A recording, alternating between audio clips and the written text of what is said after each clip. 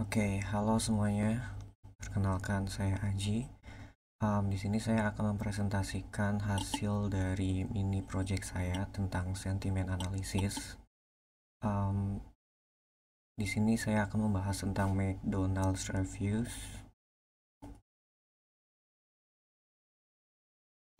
Oke, yang pertama pengenalan dulu. Analisis sentimen itu apa sih? Analisis sentimen adalah teknik yang digunakan untuk menentukan emosi atau opini yang terkandung dalam suatu teks. Sederhananya kita bisa mengetahui apakah suatu teks ini itu punya perasaan positif, negatif, atau netral. Kemudian ada overview, kita akan membahas tentang introduction tadi. Kemudian mengapa analisis sentimen itu penting. Kemudian ada studi case. Di sini saya akan menggunakan data dari McDonald's, ulasan data McDonald's. Kemudian ada tahapan EDA dan juga result.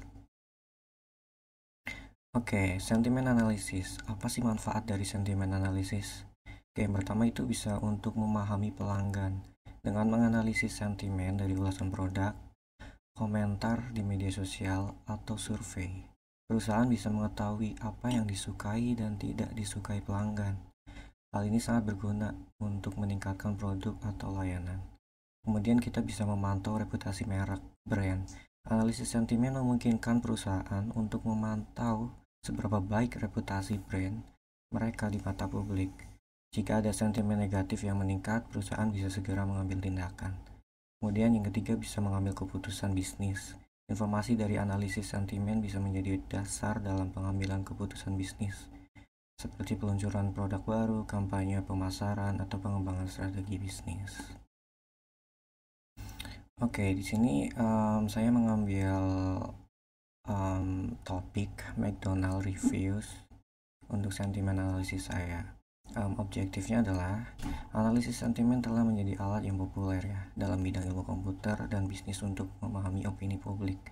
Penelitian ini menerapkan teknik analisis sentimen pada kumpulan data ulasan pelanggan McDonald's dengan tujuan mengevaluasi kinerja algoritma dalam mengklasifikasikan sentimen itu positif, negatif, atau netral.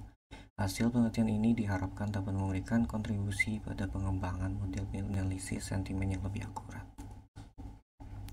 Oke, kemudian ada tahapan. Tahapannya meliputi collecting data, tokenisasi, cleaning data, steaming and lemmatization, exploratory data analytic, train test. Oke, kita langsung aja ke notebook. Di sini saya menggunakan Kaggle dan datanya dari Kaggle juga. Jadi saya tinggal importing langsung di sini. Oke, di sini saya sudah menulis codingannya.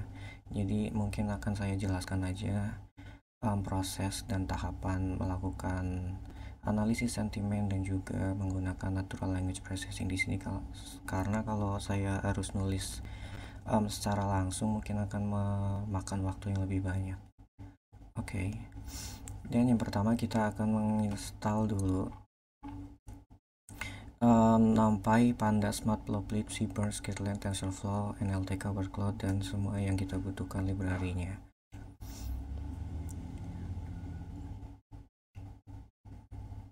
Oke, di sini sudah. Kemudian kita mengimportnya langsung. Import NumPy, Pandas, Matplotlib, dan juga Seaborn. Dan library yang diperlukan di sini. Oke, sedang running.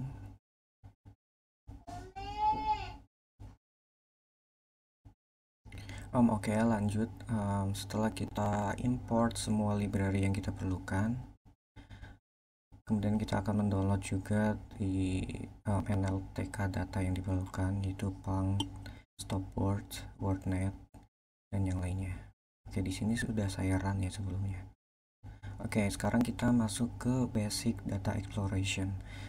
Yang pertama kita perlu adalah memuat dataset yang kita pakai di sini. Dataset yang saya pakai adalah dari Kaggle dengan data toko McDonald ulasan yang berbentuk CSV. Kemudian saya menampilkan data baris ke-5 teratas dengan head. Datanya akan seperti ini. Ada kolom reviewer ID, store name, kategori, store address, latitude, longitude, rating count, review time, review, dan ranking. Oke, kita akan lihat juga bentuk dari datanya itu ada 10 kolom dan 33.000 baris. Untuk data infonya seperti yang ditampilkan, terdapat 33.000 baris. Ini data describe, ada jumlahnya. Ini sebenarnya kayak ada berapa sih total dari yang review dan seterusnya. Kemudian di sini ada checking null values. Kita mau ngecek nih ada data-data yang blank, null atau enggak. Di bagian latitude longitude itu banyak, ada 660 null value. Tapi sebenarnya kita nggak terlalu butuhkan untuk data-data ini, karena analisis sentimen itu yang dibutuhkan hanyalah review dan ratingnya saja. Oke, text processing. Di sini saya mau cleaning data, di mana saya ingin mengambil angka saja pada kolom rating dan akan menghapus selain dari angka dengan menggunakan extract as type integer untuk menampilkan hanya angka saja. Kemudian di sini saya sudah, dan saya mencoba menampilkan data teratas, data rating teratas itu bentuknya kayak gini saja. Udah tidak seperti awal kayak gini, ada starnya udah nggak perlu. Oke, kemudian kita masuk ke pembersihan data, pemangkasan data juga sih ini sebenarnya. Jadi di sini saya mendrop kolom yang tidak saya perlukan untuk analisa sentimen. Saya tidak butuh reviewer ID, toko, kategori, latitude, rating count, dan review time-nya saya drop. Dan saya menyisakan kolom review dan ratings. Oke, next. Kemudian kita mendeklarasikan X itu review, Y itu rating, dan kita simpan di message. Oke. Baik, sekarang kita masuk ke text processing. Yang pertama kita akan melakukan lemmatisasi. Lemmatization itu dimana kita menyederhanakan ke bentuk baku dari sebuah kata. Oke, kita import RE, kemudian dari NLTK corpus import stop word wordnet lemmatizer, maksud saya yang pertama ini. Kemudian lemmatizernya saya pakai wordnet ya. Kemudian di sini saya akan mendefine sebuah fungsi untuk menghapus emoji pattern, recompile, emoticon, simbol, transport, dan segala macamnya. Oke, di sini saya akan menyimpan corpus di variabel corpus, dan kemudian saya menggunakan looping untuk menyimpan semua corpusnya ke dalam message ini. Kemudian di sini saya juga menstandarisasikan teks corpus ini menjadi lowercase semuanya. Kemudian di bagian lemmatization mengembalikan kata ke bentuk semulanya, dan korpus yang dihasilkan akan berbentuk seperti ini. Look like someone's foot normal French section, everyone shall polite tone 1 AM trying thing milky white clear substance food coming back. Oke, di sini panjang banget korpusnya karena saya print semuanya ya. Langsung aja ke exploratory data analysis EDA. Oke, kemudian kita akan melakukan sebuah proses yang namanya tokenization and word frequency analysis. Tokenization itu adalah memecahkan sebuah kalimat menjadi satu teks, menjadi satu kata per kata. Oke, di sini saya menggunakan count ratings untuk menghitung ada seberapa banyak jumlah ratings yang terdistribusi di sini menggunakan count plot ya.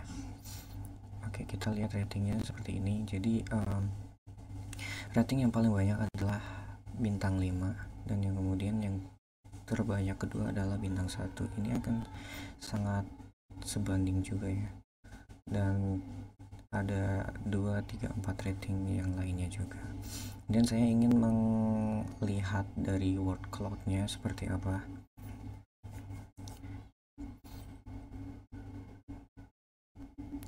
Word cloud yang saya hasilkan berbentuk seperti ini. McDonald's adalah kata yang sering dipakai, location, food, one, drive-thru, dan segala macamnya. Kemudian word length distribusi panjang kalimat.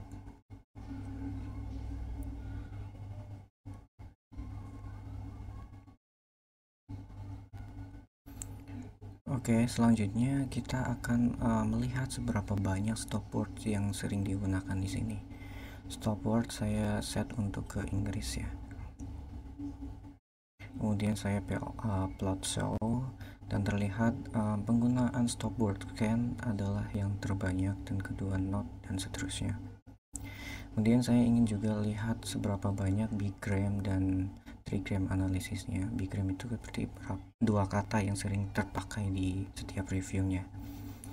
Yang sering dipakai dari top 20 bigrams itu drive-thru, customer service, excellent, ice cream, Big Mac, fast food, quarter pounder, dan seterusnya. Kemudian untuk trigrams, 3 kata yang sering dipakai di dalam reviewnya ada when drive-thru, drive-thru line, drive-thru drive, dan seterusnya.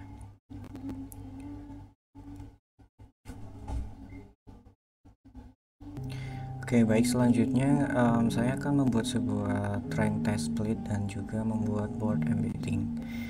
Di sini saya akan menyimpan corpus reviews dan juga rating di variable CTF. Kemudian saya akan mendownload di sini dan meload the Google News Word to Vector model dengan API load. Kemudian selanjutnya create a word index mapping for paddingnya untuk semua token dari kolom reviews ya. Kemudian kita juga perlu TensorFlow untuk mengimport page sequence. Untuk merubah review menjadi sebuah indices sequence, kita menggunakan X sebagai variabel untuk menyimpan reviews dari setiap kata. Kemudian padding sequence kita buat seragam untuk input size-nya, paddingnya adalah pos. Kemudian kita mendefine atau mendefinisikan target label sentimennya. Untuk kategori ratingnya, jika ratingnya itu di atas 4, kita declare sebagai positif, dan jika ratingnya itu sama dengan 3 itu netral, dan di bawah 3 itu negatif ya. Kemudian next kita train test splitnya, xtrain, xtrace, ytrace seperti biasa. Kemudian kita import TensorFlow untuk sequential, embedding, LSTM, bidirectional, then strip out, dan import pad sequence. Di sini kita menggunakan dimensi 300 dan menyiapkan matrix untuk zero dan panjang dari word indexnya. Kemudian kita mengisi embedding matrix bersama dengan vektor dari Google News Word to Vector model. Oke, di sini embedding vektor sama dengan Word to Vector model word, embedding matrix I untuk loopingnya embedding vektor, except ke error jika kata ini tidak ditemukan di Word to Vector model, biarkan itu sebagai null vektor. Kemudian untuk bagian PLC model kita menggunakan sequential, embedding word index, OTeam, embedding team, weights, embedding matrix, trainable false, untuk meyakinkan embedding itu are non-trainable.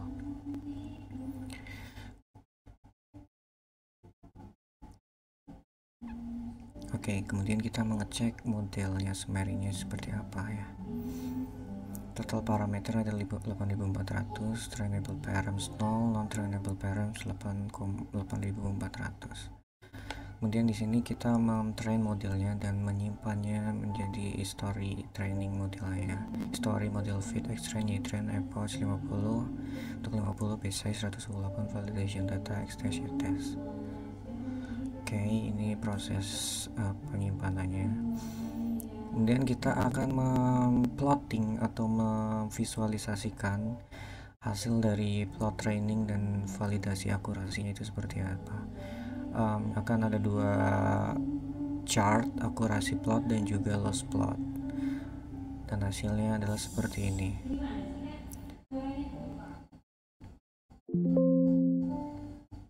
Aduh, baterainya mau habis. Oke, baik. Berikut adalah hasil dari modelnya.